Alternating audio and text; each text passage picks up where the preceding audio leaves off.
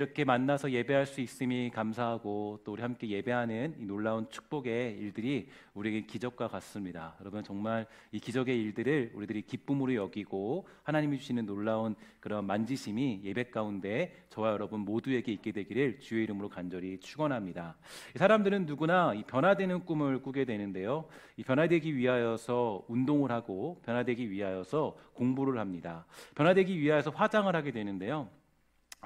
제가 요즘에 이제 이렇게 여기다가 이렇게 방송에 나가니까 화장을 좀 하거든요. 그래서 파운데이션도 바르고 그다음에 여기다가 이제 립글로즈 좀 바르고 하는데 오늘은 좀 급하게 내려오냐고 글로즈는 못 발랐습니다. 근데 제가 화장을 하면서 느낀 게 있어요. 화장을 하다가 안 하니까 이상하더라고요. 그죠? 그래서 화장을 하는 게 여자들이 왜 화장을 하는지 화장을 하면 너무 아름다워지고 너무 이뻐지더라고요. 그만큼 이 변화에 대한 욕망이 굉장히 크다라는 것을 알 수가 있겠죠. 우리 사람들은 모두 다 변화되기 위하여서 여러 가지 일들을 추진합니다. 하지만 그것은 진정한 변화라고 할 수는 없겠죠. 그러한 변화를 우리가 추구하다 보면요, 결국 공고함에 처한 자기 자신을 마주하기 때문입니다. 여전히 자기 자신은 그대로 있고 아직도 그대로인데 그런 자신을 마주칠 때 허무함에 빠지게 되죠. 이것만큼 위험한 것도 없습니다. 그래서 어쩌면 이 시대는 우리에게 우울증이라는 아주 무서운 병이 우리를 장악하고 있고 또 이 우울증이라는 병이 수많은 사람들을 아주 괴롭게 만들고 있는 것을 우리는 목격하게 되는데, 시대는 눈부시게 변화되는데 그 변화에 쫓아가지 못하는 이 자기 자신 때문에 이 많은 사람들이 허무함을 느끼게 되는 것입니다. 이런 허무함, 우울증들은 우리들을 위기 속에 빠뜨리게 됩니다. 최근 우리가 접한 이 안타까운 기사처럼 유명한 개구 우먼이 자살을 택하게 되었습니다. 말할 수 없는 이 지병과 괴로움을 가지고 있던 그녀는 자살을 택하였고, 또 괴로워하던 힘들어하던 그 자녀의 모습을 보던 그 어머니도 그 길을 함께 걸었습니다. 늘 웃음이 가득하던 이면에는 이제 우울함과 괴로움, 그런 슬픔들이 가득했다는 것을 의미하고 있는데요. 사실 우리는 그녀의 죽음을 이제 비난하기에 앞서서 저와 여러분들의 자화상 앞에 서게 되었고 또 우리들의 민낯을 보게 된 것 같습니다. 사람들 앞에서는 생글생글 웃고 있는 그녀였지만 누군가 대화를 나누는 것 같지만 실은 괴로움 속에 살아가는 우리들의 모습, 아직도 변화되지 못했던 자기 자신 때문에 슬퍼하고 괴로워하던 그녀의 모습이 바로 우리들의 모습은 아닐까, 이런 생각이 드는 그런 한 주였습니다. 그것이 사실은 우리 인간들의 현실이겠죠. 누리고 추구하고 얻어내고 변화되려고 하지만 이 변할 수 없는 우리들의 모습들이 있다라는 것입니다. 그러면 여러분, 복음은 어떤 것입니까? 복음이 우리에게 소망되고 힘이 되는 이유는 바로 복음은 우리의 속사람까지 변화되는 것이기 때문에 바로 복음이 우리에게 능력인 줄 믿습니다. 인간의 한계에서 새로운 생명이 솟아나는 사람으로 변화되는 가능성 있는 존재로 거듭나는 것, 그것이 바로 복음이 가진 특징입니다. 특히 우리 성령님은요, 변화의 영이신데 이 성령이 임하게 될 때 우리에게는 진정한 변화가 찾아오게 되죠. 예수님의 제자들은 주님과 교제했지만 실은 그들은 변화되지 않았습니다. 제자들은 예수님의 가르침을 들었지만 속사람까지 변화되는 기적을 경험할 수는 없었죠. 이 제자들은 예수님을 공생의 기간 동안에 쫓아다녔지만 이 변화되는 기적들은 맛볼 수 못했습니다. 심지어 그들은 예수님의 기적을 경험했지만 보게 되었지만 그들은 어떤 복음의 능력을 경험하지 못했기 때문에 변화되는 그런 은혜를 누리지 못했습니다. 그러면 어느 때 과연 이 제자들에게 이 변화가 찾아오게 되었습니까? 바로 오순절 날에 성령께서 그들과 함께 계심을 확실히 보여주셨고, 또 제자들은 그 성령님이 함께 한다는 것을 알았을 때 그들에게 진정한 변화가 찾아오게 된 것입니다. 그래서 우리는 이 성령의 부어주심을 사모해야 됩니다. 언제든지 어떤 예배를 드릴 때든지 어떤 기도를 할 때든지 여러분들은 그냥 예배에 참석하는 것이 아니라 여러분들이 예배 가운데 가장 사모해야 될 것은 성령의 부어주심이 있게 되기를 사모하는 것, 이것이야말로 진정한 변화를 경험하는 첫 번째 걸음이 되는 거죠. 그래서 우리는 이 성령의 부어주심을 사모하는 모습들, 성령께서 우리와 함께 하신다는 것을 증거해 주시는 그 부어주심, 그 뜨거움을 매일같이 사모해야 되는 이유가 바로 여기에 있습니다. 우리는 변화되고 싶지만 변화될 수 없고 오직 성령께만이 우리를 변화시킬 수 있는 능력을 가지고 계시기 때문입니다. 에스겔 37장 8절부터 10절 말씀입니다. 내가 또 보니 그 뼈에 힘줄이 생기고 살이 오르며 그 위에 가죽이 덮이나 그 속에 생기는 없더라. 또 내게 이르시되 인자야 너는 생기를 향하여 대언하라. 생기에게 대언하여 이르기를 주 여호와의 말씀에 생기야 사방에서부터 와서 이 사망을 당한 자에게 붙어서 살게 하라 하셨다 하라. 이에 내가 그 명대로 대언하였더니 생기가 그들에게 들어가매 그들이 곧 살아 일어서 서는데 극히 큰 군대더라. 아멘. 하나님의 생기가 들어가자 그 마른 뼈는요, 이 살아있는 군대가 되었습니다. 이게 바로 우리에게 주어지는 놀라운 변화가 되는 거죠. 생기가 들어가기 전까지 그들이 군대의 모습은 갖추었지만 이 군대는 아니었습니다. 그러나 생기가 들어갔을 때 마른 뼈들이 군대가 되었고 그 전쟁을 수행할 수 있는 변화된 모습으로 그렇게 우리에게 나타날 수 있었다는 거죠. 우리가 신앙생활에 패배하는 이유는 어디 있을까요?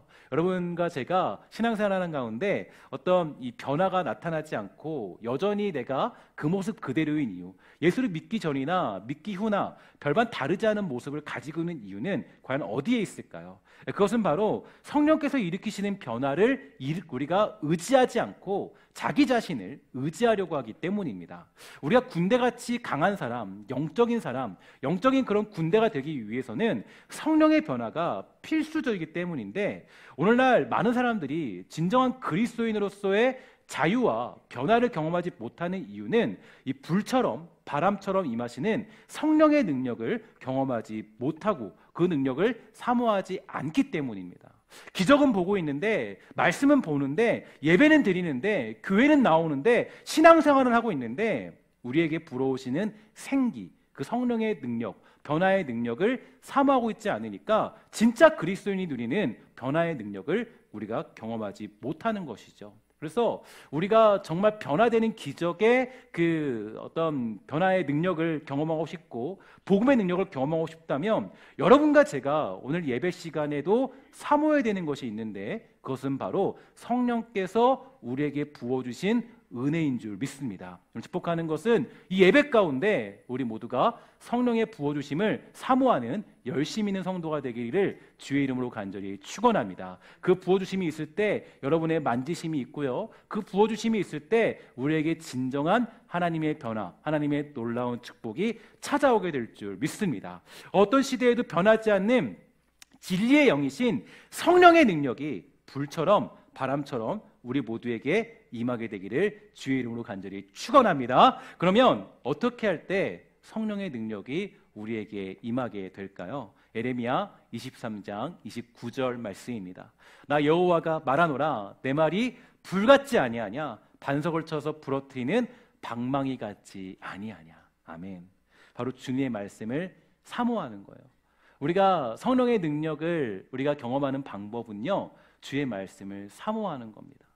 여러분들이 이제 예배 시간 가운데 이 설교라는 것이 이 가장 중심에 자리잡혀 있는 것은 주님의 말씀이 바로 여러분들의 마음을 변화시키는 방망이와 같은 역할을 하기 때문입니다. 주의 말씀이 곧 성령이 임하는 가장 강력한 방편이기 때문이에요. 주의 말씀 듣기를 사모해야 됩니다. 주의 말씀 듣기를 간절히 바라야 됩니다. 그것이 인간으로서 가지는 하나님을 향한 가장 중요한 자세가 되는 것이죠. 오순절 성령 강림의 능력이 우리에게 주는 메시지는 남아있던 그들이 주의 성령 받기를 사모했다는 것이에요. 주님 만나기를 간절히 바랬습니다. 그의 마음에 소원들이 있었습니다. 많은 사람들이 주님을 기다리다가 지쳐서 도망가 버렸지만 그 120명의 사람들은요, 주님 만나기를 사모하는 마음을 가지고 있었어요. 그래서 그들에게 여호와의 말씀이 방망이같이 임하여서 그들의 마음을 치고 진정한 변화가 그들에게 찾아오게 된 것입니다. 최근 우리 그 수요 예배를요, 우리 강도사님께서 지금 이끌고 계시고 또 말씀을 전달해주고 계십니다. 약 3주간에 제가 부탁을 드렸어요. 어떤 주제로 부탁을 드렸냐면 영적인 게으름에 대해서 설교를 해주시면 어떻겠습니까? 해서 3주간 우리 강도사님이 말씀을 전하고 계십니다. 그래서 2주간 말씀을 전하셨고 우리 이제 돌아오는 그 수요일 날 3주째로 말씀을 전달해 주시는데 제가 지난주에 말씀을 들으면서요 굉장히 많이 깨달았어요. 정말 탁월하게 그 설교를 들으면서 하나님이 주시는 말씀을 깨닫는 그런 시간이 되었습니다. 지난 수요일 말씀을 제가 한마디로 정리해서 제 생각을 조금 첨부해 보았는데요. 이게 이제 제대로 이해한 건지는 모르겠어요. 제가 들으면서 이렇게 정리를 해봤어요. 한번 잘 보세요. 하나님은 우리에게 온 힘을 다하여 일하시는데 우리는 적당히 하나님을 섬기려 한다. 이 적당히 하려는 것이 곧 악하고 게으른 종의 특징이다. 사도 바울은 전제와 같이 자신을 드렸다. 그것이 충성스러운 종의 특징이다. 온라인 예배가 우리가 할 수 있는 최선의 방법이라면 그것은 충성된 모습이다. 하지만 그것이 적당이라면 무익한 종의 모습이다. 이렇게 얘기하는 걸 정리해 보았습니다. 이처럼 우리가 이 주님을 향한 열심이 있어야 돼요. 그러니까 내가 하나님을 향해서 열심히 있어야 되죠. 왜 열심히 필요하냐면요, 이것이 있습니다. 그러니까 내가 열심히 기도했기 때문에, 열심히 일했기 때문에 하나님이 갚아주시는 게 아니에요. 열심히라는 것은 왜 필요하냐면 우리 만군의 주 여호와 하나님을 그 우리 주 하나님으로 대하는 가장 중요한 종의 모습이기 때문입니다. 내 열심이 필요한 이유는요, 그 열심으로 하나님이 그 열심 때문에 응답하시는 것이 아니라 내가 하나님을 섬길 때, 우리 주 하나님을 섬길 때, 그 하나님을 섬기러 나갈 때 우리가 어떻게 우리 주 하나님이 열심히 일하시는데 내가 어떻게 주님을 쉽게 대할 수 있겠습니까? 내가 하나님을 나의 하나님으로 대한다면, 우리 주 하나님으로 대한다면, 그분을 만군의 주 여호와로 대한다면 열심과 최선, 힘을 다하여 예수를 믿으며 사는 것이 우리들이 가져야 될 최선의 방책이 되는 거죠. 하나님이 우리를 향해 열심을 내시는 것을 아시면 우리는 적당하게 예수를 믿을 수 없어요. 적당히 예수를 믿으면 한 가지 나타나는 아쉬움이 있죠. 어떤 겁니까? 우리에게는 변화가 찾아오지 않아요. 구원의 문제와 관련 없이 우리가 적당히 예수를 믿으면 우리에게는 복음의 진정한 변화가 생겨날 수 없습니다. 변하지 않는다는 거죠. 그대로 있다라는 거죠. 반면에 열심을 다하여 예수를 믿게 되면 그에게는 하나님의 성품이 우리에게 그대로 흘러들어와 우리가 그 예수를 말미암아 변화되는 기적을 경험하게 되는 것입니다. 우리의 열심이 없으며 주님이 일하시지 못하기 때문이 아니라 주님은 우리에게 하나님의 하나님 되심을 증거하기 원하시기 때문이에요. 그래서 우리는 적당히 주님을 섬기려는 마음을 버려야 됩니다. 우리는 주님을 적당히 섬기는 것이 아니라 주님을 열심을 다하여 섬겨야 될 줄 믿습니다. 그게 우리가 가져야 될 그리스도인의 고백이 되는 겁니다. 여러분, 적당한 모습을 버리고 열심을 다하여 주를 섬기는 믿음이 있기를 주의 이름으로 간절히 축원합니다. 주님께서 우리에게 직분을 주신 것은요, 열심을 다하라고 주신 것입니다. 거기서 멈추라고 주신 것이 아니에요. 힘을 다하여 주님을 섬기라고 주신 겁니다. 그러면 왜 우리에게 적당주의 신앙이 찾아오는 걸까요? 이것을 성령의 열매와 조금 비교해 보면요, 비유해 보면 이 절제가 없기 때문이라고 볼 수가 있습니다. 이 절제는 여러 가지 의미가 있겠죠. 먼저 여러분들에게 강조하고 싶은 것은 이 절제라는 건 버릴 것은 버리는 것, 그것이 절제의 시작입니다. 고린도전서 9장 24절부터 27절 말씀이에요. 운동장에서 다름질하는 자들이 다 달아날지라도 오직 상 얻는 자는 하나인 줄을 너희가 알지 못하느냐. 너희도 얻도록 이와 같이 다름질하라. 이기기를 다투는 자마다 모든 일에 절제하나니 저희는 썩을 면류관을 얻고자 하되 우리는 썩지 아니할 것을 얻고자 하노라. 그러므로 내가 다름질하기를 향방 없는 것 같이 아니하고 싸우기를 허공을 치는 것 같이 아니하여 내가 내 몸을 쳐 복종하게 하면 내가 남에게 전파한 후에 자기가 도리어 버림이 될까 두려워함이로라. 아멘. 여기서 보면요, 이기기를 다투는 자마다 모든 일에 절제한다 이렇게 하였는데, 이 다툰다라는 말은 내 모든 에너지를 쏟아붓습니다, 전력을 투구합니다 라는 그런 뜻을 가지고 있습니다. 다시 말해서 어떤 목표를 이루기 위해서는 자신을 절제하여서 그 목표를 이루기 위해 자기 에너지를 모두 다 쏟는다는 것을 의미한다라는 거예요. 예전에 제가 이런 얘기를 들은 적이 있어요. 어떤 운동선수가요, 이제 경기에 나가기 전에 맞춰야 될 킬로그램 목표 수가요 80kg이래요. 근데 그 경기에 나가기 전에 어떻게 하냐면 지금 몸무게가 90kg가 넘는데 단 며칠 만에 15kg 정도를 빼는 그런 이야기를 들은 적이 있습니다. 그렇게 그 킬로그램을 맞추기 위해서는 며칠 동안 모든 것을 절제해야 되겠죠. 물이고 식사고 여러 가지 것들을 정리하지 않으면 그 목표에 도달할 수 없기 때문입니다. 바로 이것이 성경이 말하는 절제의 의미와 비슷해요. 절제라는 것은 그냥 여러분 검소하게 사십시오, 여러분 정말 그렇게 사십시오라고 의미하는 것이 아니라 주의 나라를 위해서 그리스도인으로서 여러 가지 열심을 다한 절제가 필요하다는 것이에요. 시간에 대한 절제가 필요합니다. 물질에 대한 절제가 필요합니다. 여러 가지의 관계적인 절제도 필요합니다. 그래야 주님을 온전히 섬길 수 있다라고 우리에게 강조해주고 있어요. 우리가 기도하자라고 얘기하면 많은 사람들이 이런 얘기를 하죠. 시간이 없습니다. 바쁩니다. 그러나 그게 틀린 얘기는 아니에요. 바쁘죠. 누구나 시간이 부족합니다. 누구나 시간은 없어요. 그러나 절제하는 거예요. 뭘 절제합니까? 바로 시간을 절제하는 거예요. 시간을 쪼갤 줄 알아야 돼요. 또 쪼개서 예배하는, 기도하는 시간을 확보할 줄 알아야 됩니다. 이게 바로 주님을 향한 열심이에요. 자기의 열심을 주님께 드린다라는 거예요. 주님 앞에 내가 절제하면서 그 열심을 드리는 거예요. 그러면 그 하나님이 그 예배를 받지 않으시겠습니까? 때로는 너무 바쁠 때가 있어요. 예배하는 게 바빠요. 기도하는 게 바쁠 때가 있어요. 왜 이렇게 그 시간에 바쁜지 모르겠어요. 이 사람도 만나야 돼요. 저 사람도 만나야 돼요. 관계적인 그런 많은 것들도 해야 돼요. 그런데 주님 만나는 일에 우리가 바쁘다면 여기에도 뭐가 필요해요? 절제가 필요한 거예요. 다른 사람을 못 만나더라도 주님은 만나야죠. 이게 우리의 절제예요. 주님 만나는 것을 위해서 때로는 우리의 불필요한 인간관계도 정리할 필요가 있습니다. 여러 가지 비즈니스도 심플하게 주님 앞에서 절제해야 돼요. 비즈니스가 있다 할지라도 주님 만나는 것을 우리가 최우선으로 둔다면 충분히 주님을 만날 수 있습니다. 그러면 주님께서 채우시지 아니하시는 하나님입니까? 그분은 우리를 충분히 채우시기에 합당한 분인 줄 믿습니다. 우리가 때로는 그 사업이 절제된다 할지라도 주님 만나는 시간을 우리가 확보하기 위해서 그 시간을 우리가 드린다면 하나님께서 우리에게 충분히 채우시는 분인 줄 믿습니다. 주님 만나는 것을 우리가 위해서도 인간관계도 정리할 필요가 있게 되죠. 제가 머리가 정리가 안 되네요. 예, 절제가 잘 안 돼요. 이게 반대라 가지고 화면이, 죄송합니다. 이게 머리가 이렇게 가야 되나요? 이렇게 가야 되나요? 이렇게 가야 되나요? 이게 머리가 좀 잘 안 돼요. 이해해 주길 바랍니다. 여기 앞에 있으면요 저희가 반대로 나와요, 화면이. 그래가지고 제가 좀 헷갈린 경우가 많이 있어요. 어쨌든 우리가 친구는 만나고 동료는 만나도 주님은 못 만나게 된다면 아쉬운 얘기겠죠. 물질도 마찬가지예요. 우리가 여러 가지 물질의 일을 감당하는 것, 헌금하는 것, 그 모든 것들도 절제가 필요합니다. 그게 우리의 절제의 열매예요. 나아가 이 절제 열매가 필요한 강력한 이유 중 하나는요, 바로 9장 27절에 나타난 내용인데 어떤 내용이냐면 사도 바울이 이렇게 고백했어요. 버림이 될까 봐 두렵다.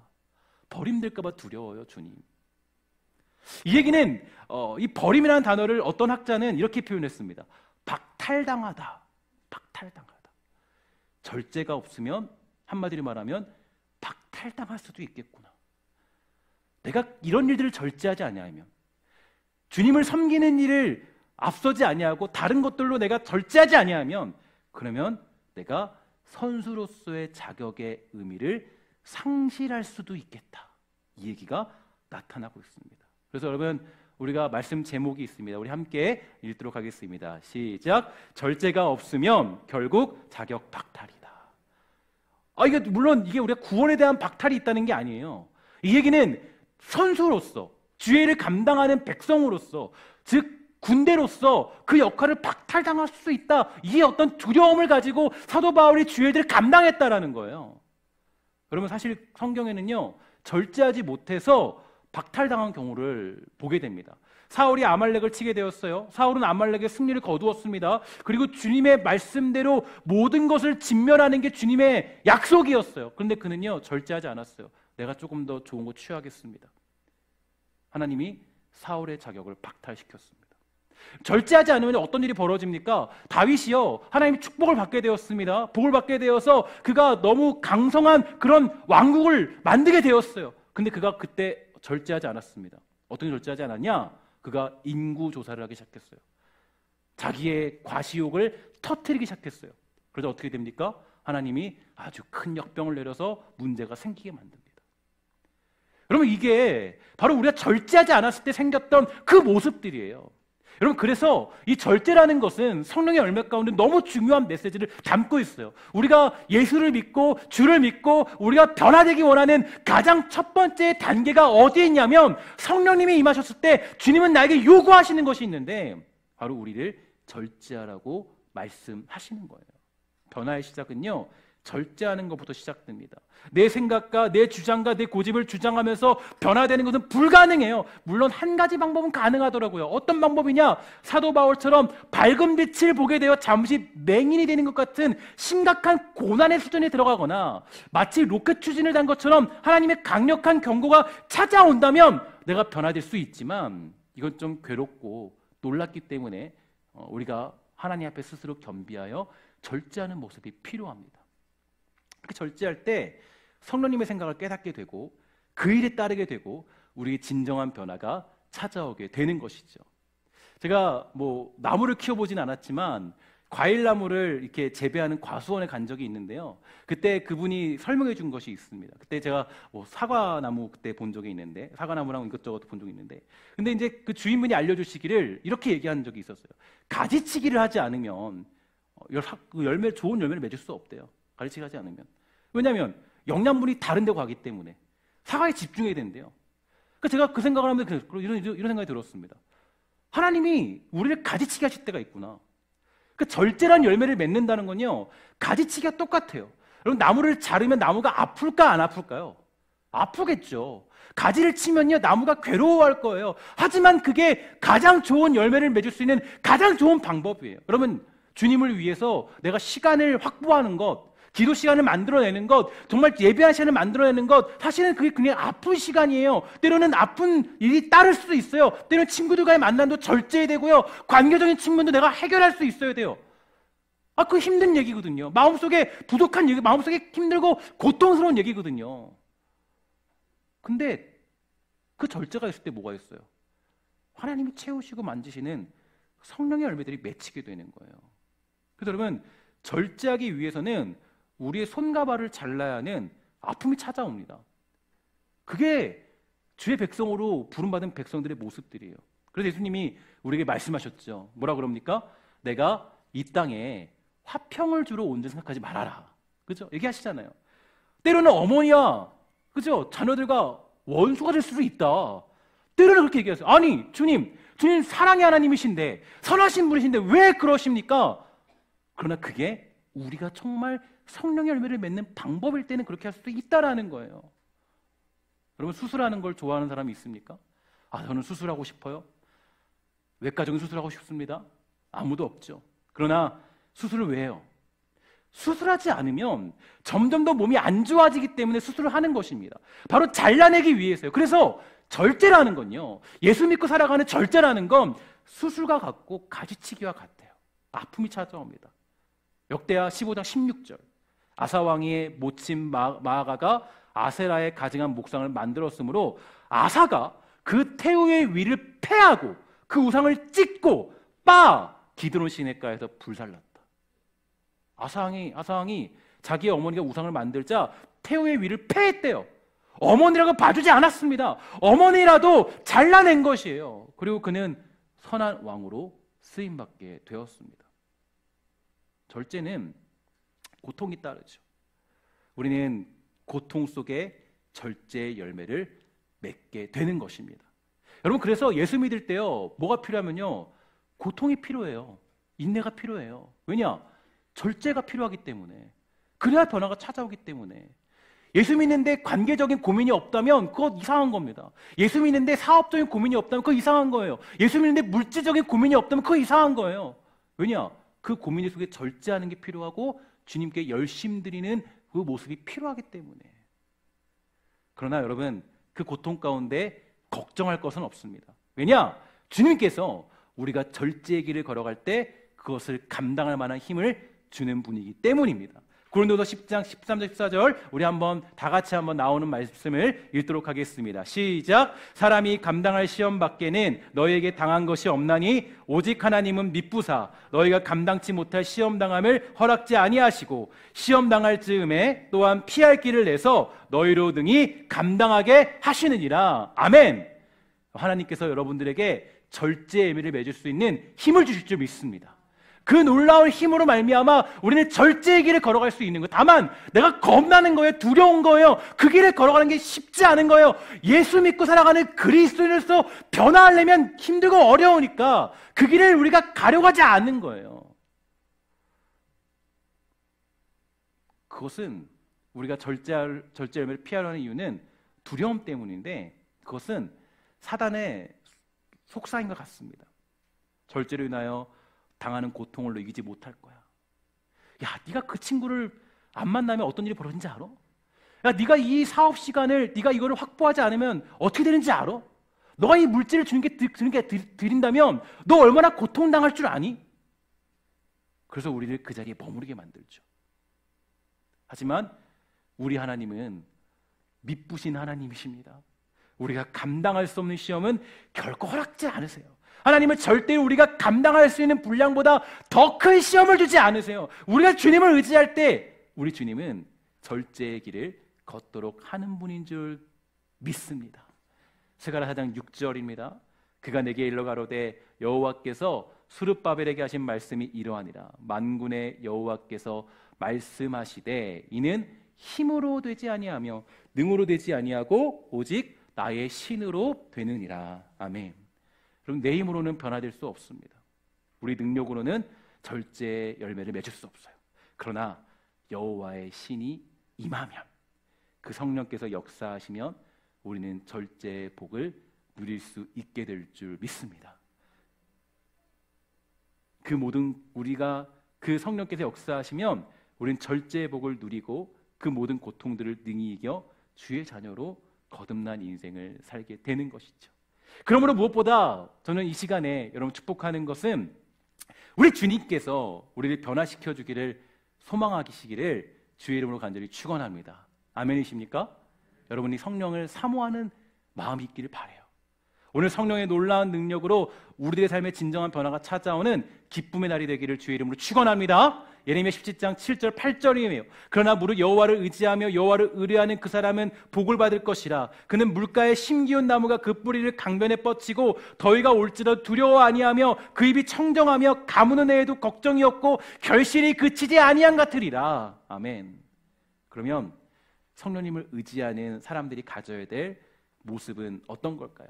첫째로 우리의 몸을 훈련시켜야 됩니다. 뭘 훈련시키라고요? 우리의 몸을 훈련시켜야 돼요.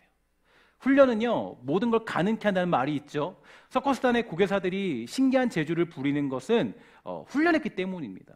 동물들이 재주를 부리는 것도 피나는 훈련이 있었기 때문이에요. 피아노를 잘 치고 운동을 잘하는 것도요, 훈련했기 때문이에요. 그래서 우리는 신앙의 훈련을 멈추지 말아야 돼요. 신앙의 훈련을 감당해야 돼요. 자기를 치고 복종해야 돼요. 우리의 육체는 너무 편한 걸 좋아해요. 그렇기 때문에 주님 섬기지 않는 걸 원하는 게 우리의 육체이기 때문에 주님 섬기는 몸으로 우리를 훈련시켜야 됩니다. 변화되기 위해서 가만히 있으면 안 돼요. 예배하는 훈련하셔야 돼요. 싫어도 기도하러 자리에 나오셔야 돼요. 내 몸은 편하게 쉬고 싶어도 여러분 기도하는 자리를 포기하시면 안 됩니다. 하나님을 섬기고 사람을 섬기는 훈련을 감당하셔야 돼요. 두 번째로 내 안에 있는 게으름을 몰아내야 됩니다. 영적인 게으름이 곧 절제의 열매를 맺지 못하게 하는 가장 큰 적과 같아요. 변화되지 못하는 것은요, 불순종에도 원인이 있겠지만 영적인 게으름 때문인 경우가 너무 많아요. 너무 많아요. 변화를 경험하지 못하는 경우가 다반사예요. 이런 사람들은. 그래서 우리는 영적인 게으름을 버려야 돼요. 영적인 게으름은요, 제가 그 설교를 들으면서 또 정리해보면서 깨달은 것이 뭐냐면 자기를 너무 사랑하기 때문이에요. 병과 같습니다. 자기 사랑을 주님 사랑으로 바꾸면 영적인 게으름을 몰아낼 수 있어요. 여러분, 그 보니까 무익한 종의 아주 놀라운 특징이 있죠. 무익한 종들은요, 그 주인이 어떤 분인지 몰라요. 주인이 누군지 몰라요. 주인이 우리에게 베푸시는 분인지 몰라요. 주인이 우리에게 갚으시는 분인지 몰라요. 주인이 우리에게 주시는 분이고 채우는 분인지를 몰라요. 그러니까 자기를 사랑하고 자기를 의지하는 거예요. 그러니까 자기를 위해 살아가는 거예요. 영적인 게으름의 특징이에요. 영적인 게으름을 몰아내야 돼요. 세 번째로, 주의 말씀을 눈앞에 두고 우리는 살아야 됩니다. 따라합시다. 주의 말씀을 눈앞에 두고 살자. 주의 말씀을 눈앞에 두고 사셔요. 주님의 말씀을 멀리 하시면 안 돼요. 가까이 두세요. 주의 말씀을 가까이 두세요. 주님의 그 찬양하는 소리를 여러분 가까이 두셔야 돼요. 제가 늘 말씀드렸죠. 차에 탔는데 여러분 갑자기 뭐 땡벌 찬양이래. 트로트가 나오면 안 됩니다. 차에 타면 자녀들이 차에 탔는데 가요가 나오는 게 아니라 뭐가 나와야 돼요? 바로 주님 찬양하는 찬양의 소리가 나와야 돼요. 집에서도 찬양의 소리가 흘러나와야 돼요. 그게 우리가 하나님 가까이 하는 방법이에요. 훈련해야 돼요. 계속적으로. 변화되고 싶다고 하면서 자기 삶을 정리하지 않고 그대로 두고자 하는 사람들이 있어요. 술을 끊고자 하는데 여전히 술을 자기 앞에 두고 있으면 술 끊을 수 있겠습니까? 못 끊죠. 음란함을 끊고자 하면서도 여전히 음란한 것을 앞에 두는 사람들이 있어요. 변화 찾아오지 않습니다. 제가 청년들 양육할 때 이런 말을 참 많이 했어요. 예수 믿는 것은 무엇보다 교회 중심으로 사는 거다. 누가 그래요? 나는 신앙생활 잘하고 싶어요. 나 예수 잘 믿고 싶어요. 근데 삶이 교회 중심이 아니에요. 그러려면 어떻게 신앙생활 잘할 수 있겠어요? 아니, 내가 예수를 믿고 있는데 삶이 교회 중심이 아니에요. 삶이 관계 중심이에요. 삶이 사업 중심이에요. 그럼 우리 안에 어떻게 변화가 찾아옵니까? 우리는 교회 중심. 저는 예전에 우리 교회 많은 교회 믿음의 선배들이 외쳤던 그런 슬로건들이 너무 저는 아직도 마음속에 남아요. 뭐예요? 말씀 중심. 그죠? 따라합시다. 말씀 중심. 교회 중심. 그렇죠? 말씀이 교회 중심. 또 기도 중심. 여러분 늘 그렇게 얘기했잖아요. 왜냐? 그게 우리를 변화시키는 가장 중요한 원리이기 때문이에요. 삶적인 원리이기 때문이에요. 예수 믿으면서 우린 적당히 믿는 신앙을 버려야 됩니다. 적당하게 믿으면 절대로 속사람의 변화가 찾아오는 기적을 경험하는 게 어렵기 때문이에요. 사랑하는 여러분, 변화는 분명히 우리 안에 계신 성령께서 이루시는 줄 믿습니다. 우린 나 자신을 변화시킬 능력이 없고 그러한 힘을 가지고 있지 않아요. 그러나 주님을 나의 주님으로, 나의 주인으로 인정하며 그 능력의 힘을 믿는 사람들이라면 저와 여러분들이 해야 될 것이 있습니다. 그것은 바로 우리의 열심을 주님께 드리는 것이에요. 여러분의 열심을 주님께 드리십시오. 그러면 하나님께서 여러분들에게 놀라운 변화의 기적을 일으켜 주실 줄 믿습니다. 특히 그 변화의 시작을 보여줬던 성경의 가장 큰 증거는요, 어떤 증거였습니까? 오순절 성령 강림의 모습이었습니다. 그때 우리가 이걸 뭐 독특하게 특별하게 보자는 게 아닙니다. 그게 왜 중요한지 아십니까? 그 사건 이후로 제자들이 완전히 변했어요. 그 전에 제자들의 모습은 볼 수 없어요. 담대하게 아주 놀랍게 변하는 모습을 확인할 수 있었어요. 왜냐? 그 열심은 뭘로 드러나기 때문에, 함께 모여서 기도하는 그 열심으로 드러나기 때문이에요. 내가 정말 변화되고자 하는 사람들의 특징은 하나님 앞에 기도합니다. 기도가 곧 열심으로 나타나는 가장 중요한 모습이기 때문이에요. 여러분, 저는 코로나 시대 가운데 여러분들에게 정말 도전하고자 하는 메시지가 하나 있습니다. 여러분 안에 있는 영적인 게으름이 있다면 몰아내시기를 주의 이름으로 간절히 축원합니다. 여러분 안에 있는 영적 게으름을 몰아내시고 여러분들이 정말 주님을 섬기는 그러한 시간들을 다시 한번 회복하게 되기를 주의 이름으로 간절히 소망합니다. 그래서 기도하는데 힘쓸 자는 열심히 생겨나오는 말미암아 오늘 그 시작점이, 오늘 이 주일이 여러분들에게 변화되는 시작점이 되기를 주의 이름으로 간절히 축원합니다.